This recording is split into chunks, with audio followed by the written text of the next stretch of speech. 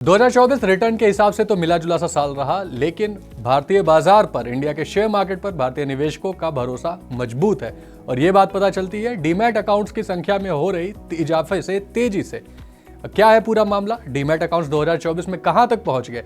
2024 में demat accounts खोलने का पैटर्न क्या रहा और 2019 से, यानी कि पिछले 5 सालों से डीमैट अकाउंट की संख्या में कितनी वृद्धि हुई, कितने नंबर्स बढ़े, इस पूरे मामले को चलिए समझने की कोशिश करते हैं। नमस्कार, मेरा नाम है सत्यम और आप देख रहे हैं मनी नाइन।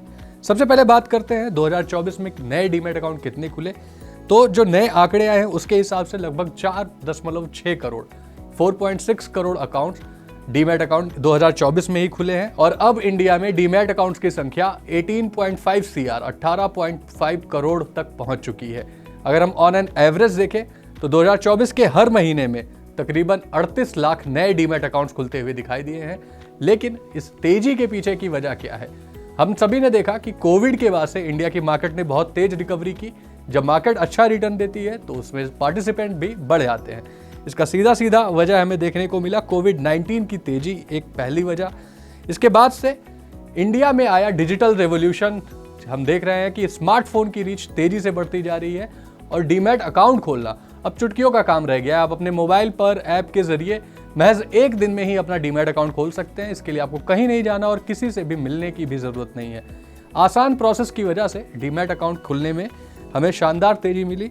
इसके अलावा एक अहम रीजन जो है वो है बाजार का रिटर्न।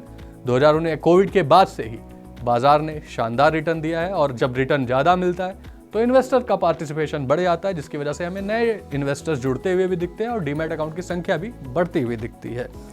इसके पहले कितने डीमैट अकाउंट थे? अगर हम 2019 से इन आंकड़ों को देखें तो 2019 में महज 3.93 करोड़ डीमैट खाते थे, जो कि इस समय बढ़कर तकरीबन 18.5 करोड़ तक पहुंच चुके हैं। 18 करोड़ तक डीमैट खाते पहुंच चुके हैं, यानी कि पिछले 5 सालों में तकरीबन 400% की ग्रोथ हमें डीमैट अकाउंट्स खोलने में देखने को मिली है।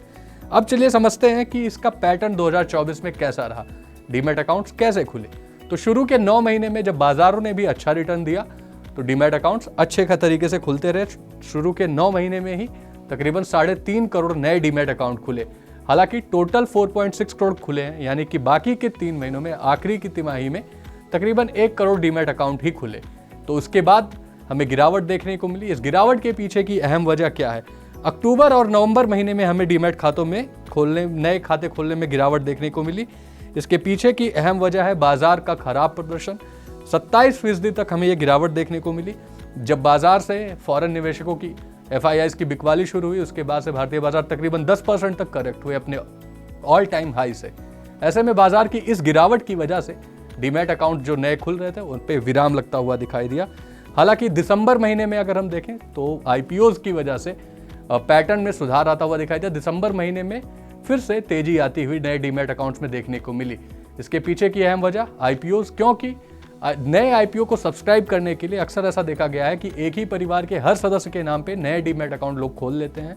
जितनी ज़्यादा आप अप्लाई करोगे उतना ही ज़्यादा चांसेस बढ़ जाएगा आपको रिटेल पार्टिसिपेशन में, रिटेल कोटे के तहत IPO अलॉट होने में।